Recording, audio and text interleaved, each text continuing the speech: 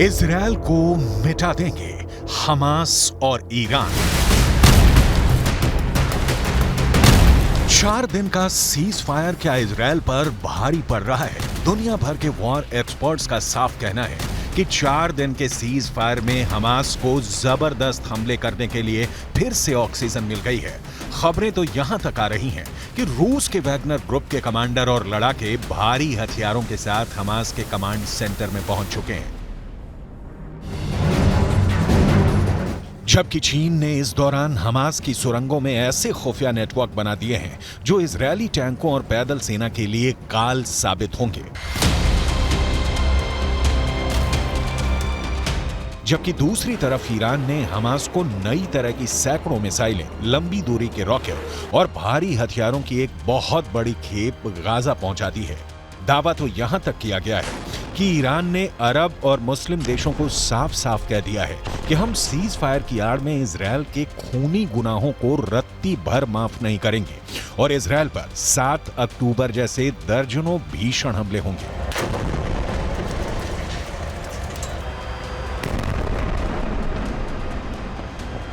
इस वक्त इजरायल के 1.5 लाख सैनिक और 800 टैंक गाजा पट्टी वेस्ट बैंक में मौजूद हैं।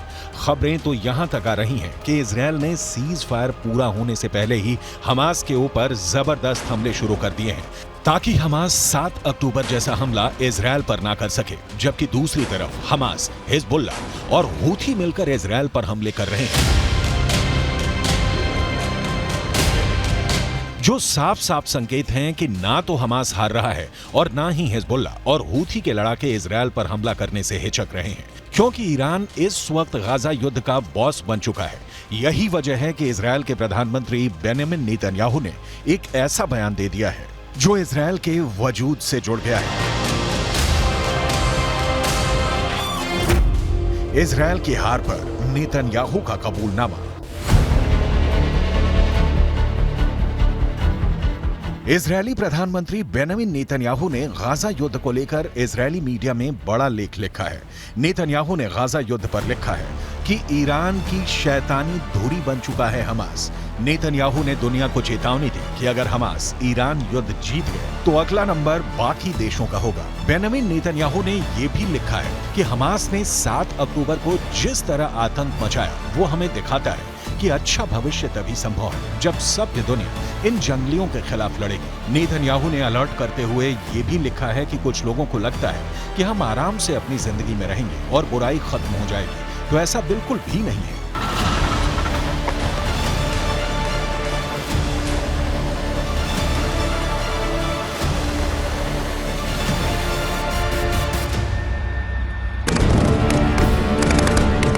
गाजा में अब तक 15,000 के करीब लोग मारे जा चुके हैं। इजरायली सेना और इजरायली सरकार दोनों ही इस वक्त भयंकर प्रेशर में है।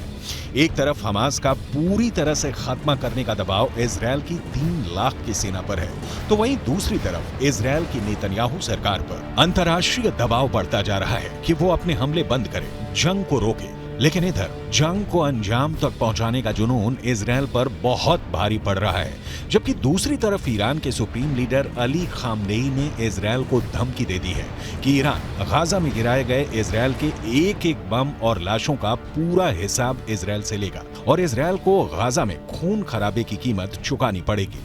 देखिए ईरान के सुप्रीम लीडर ने क्या कहा है। ईरानी सर्वोच्च नेता अली खामनेई ने एक्स पर एक पोस्ट में इजरायल को गाजा युद्ध पर चेतावनी दी है। अली खामनेई ने लिखा है कि गाजा पट्टी में आईडीएफ के हमले पर तगड़ा जवाब जरूर मिलेगा।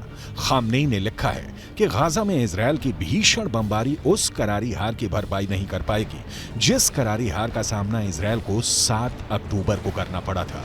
ईरानी सर्वोच्च नेता अली खामनेई ने दावे के साथ लिखा है कि इजरायल अमेरिका के समर्थन के बिना कुछ भी नहीं है और कुछ ही दिनों में इजरायल चुप होने को मजबूर हो जाएगा। इजरायल की हार पर नेतन्याहू का कबूलनामा।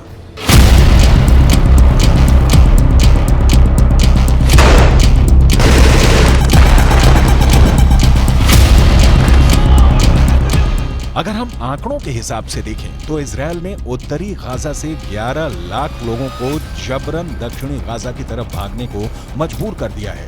जबकि उत्तरी गाजा में मौजूद 35 में से 25 अस्पताल इजरायली हमले में तबाह हो चुके हैं। वहीं 44,000 के करीब उत्तरी गाजा की इमारतों को इजरायल ने मिसाइल और बम धमाकों से उड़ा दिया है, जबकि 2.25 लाख के करीब इमारतें अब रहने लायक नहीं बची हैं। लगभग 10,000 हमास लड़ाके अब तक इजरायली सेना मारने का दावा कर चुकी है, लेकिन जबरदस्त प्रेशर में 4 दिन का सीज फायर इजरायल की 1.5 महीने की मेहनत और जीत पर पानी फेर रही है। इसीलिए इजरायली सेना के टॉप कमांडरों ने कहना शुरू कर दिया है कि सीज फायर के दौरान इजरायली सेना भीषण हमले की जबरदस्त तैयारियां कर रही है। इजरायली सेना के प्रवक्ता रियर एडमिरल डैनियल हगारी ने साफ साफ कहा कि हम सीज फायर में हमास पर भीषण हमले की तैयारी में जुटे हैं। इजरायल को मिटा देंगे हमास और ईरान। במהלך ימי ההפוגה, צה"ל ישלים את ההיערכות ואת המוכנות לשלבי המלחמה הבאים. כוחות צה"ל מוכנים ודרוכים בכל הזירות. המדיניות שלנו ברורה. נפעל כנגד כל איום למדינת ישראל.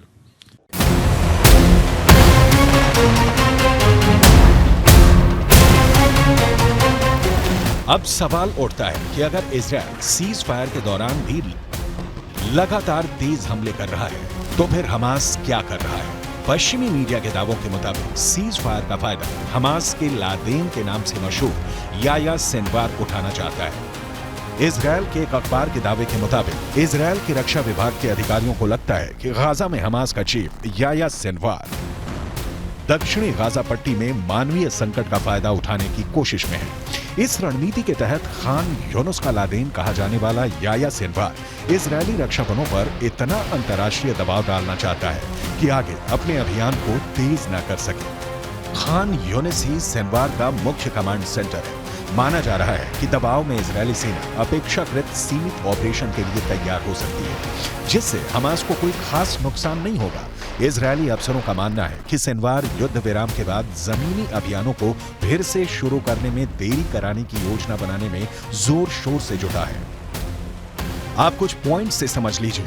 हमास का लादेन याया सिनवार उत्तरी गाजा के बजाय दक्षिणी गाजा को बचाने पर अब क्यों जोर दे रहा है? सीज फायर की वजह से खान यूनुस या राफा को निशाना बनाने की बजाय इजरायली सेना नुसैरत, अल बुरायज और दीर अल बलाह जैसे इलाकों पर ही सीमित हमले कर पा रही है। इजरायली सेना दक्षिणी गाजा के गैर मानवीय क्षेत्रों में सीमित अभियान चलाने को मजबूर हो रही है। इसका नुकसान आईडीएफ को ये हो रहा है कि हमास इजरायल के भीषण हमलों से बच रहा है और हमास का लादेन याया सिनवार एक बार फिर से दक्षिणी गाजा में हमास की सैन्य ताकत को मजबूत करने में जुटा है।